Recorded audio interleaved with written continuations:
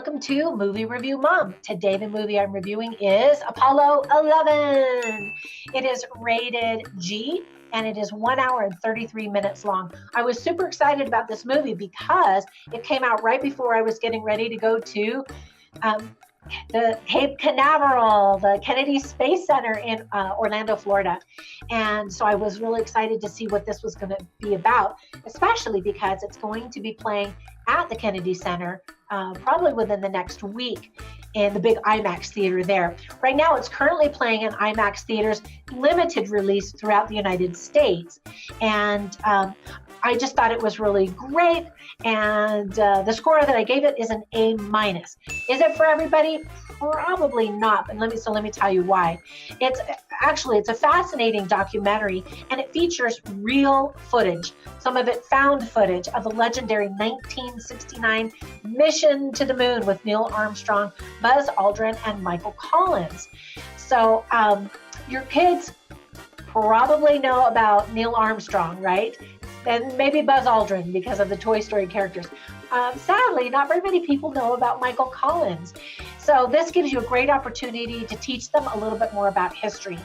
Unless, however, your kids are huge space fans, they're probably going to be bored. It's a documentary, and it's not like First Man, which is a movie about Apollo 11. This is all documentary footage. So it kind of feels like you're watching old movie reels or old TV news reels. And so your kids may not be interested, again, unless they're really into space and astronauts and all that kind of stuff.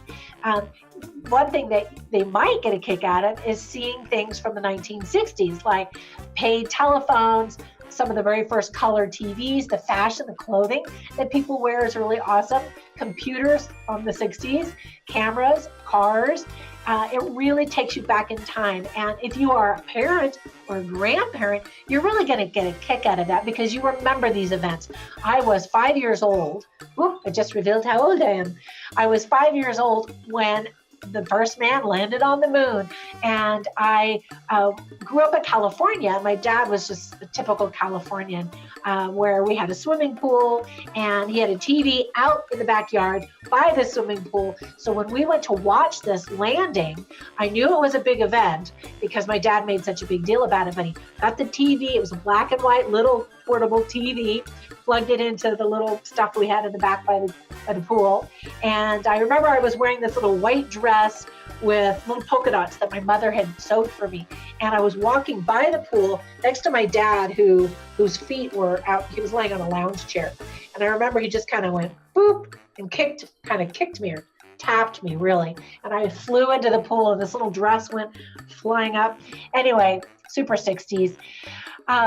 So I'm fascinated to see all of this old footage. It'll take you back in time. But again, kids might be a little bit bored. I'm sure that director and editor Todd Douglas Miller is hoping that this recent movie, First Man, ignited some interest in this topic. And the old 35 millimeter, 65 millimeter, and 70 millimeter footage was restored and looks really great in this movie. It's actually surprisingly very colorful. The film is being shown in IMAX theaters, as I mentioned, across the country.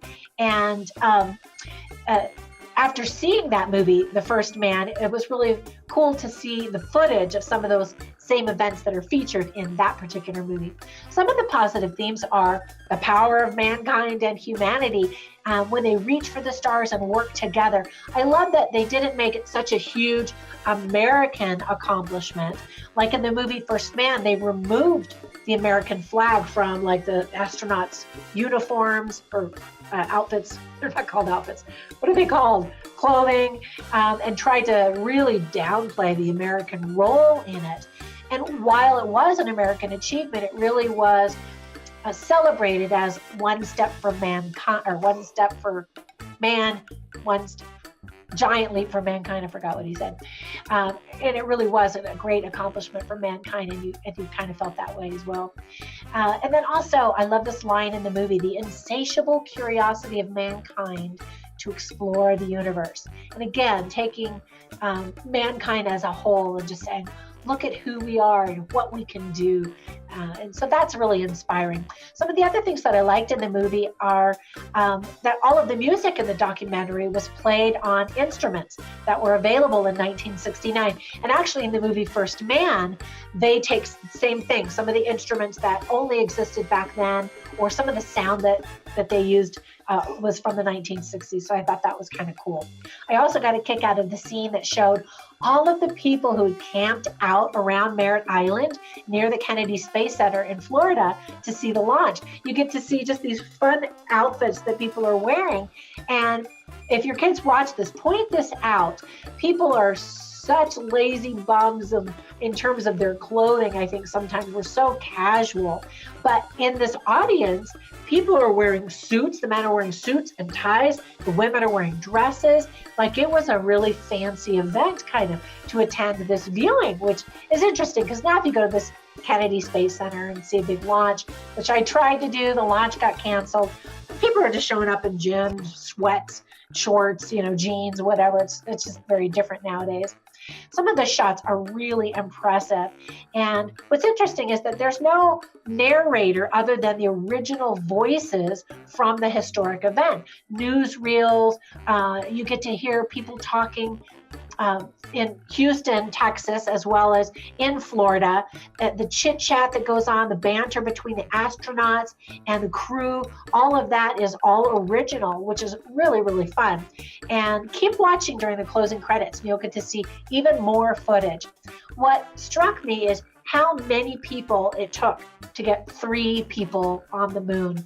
And actually, when I was at the Kennedy Space Center just this last week, I watched another documentary. Actually, they've got all kinds of videos and films, and they've got their IMAX, but it's just such a great tourist destination. You got to go check it out.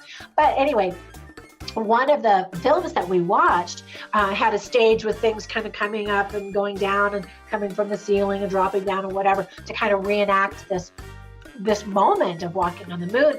And what surprised me is I didn't realize, both from this documentary as well as the movie First Man and just my own common knowledge, I didn't know that there were so many mishaps leading up to it. Like, it could have been a terrible disaster. We always focus on, yay, they did it. But there were many missteps. And I thought that was really important. And again, that there were so many people, thousands of people involved in achieving this great moment in world history. Now, just a few things that I didn't like, and some would say that it is a little boring. It feels like watching an old news report. And it does, and that's exactly what it does feel like. But, some of it's footage that you've never seen before, so that's cool.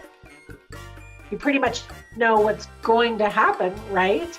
And there are a few moments when the screen is totally dark because of the cameras in space. And at first you're thinking, wait, did I miss something? Or, did something happen to the projector? But it's just a little bit black. Not a big deal. I mean, that's 3 things that I mentioned. That's it. Otherwise, I thought it was really well done. And of course, this should be a moment that's celebrated over and over again. All right. So that's it for today. Thanks for watching. Please subscribe. Tell your friends. Go to the website, moviereviewmom.com, and celebrate all of the great things that humanity can do when we work together. That's one of the big takeaways for me. Bye for now.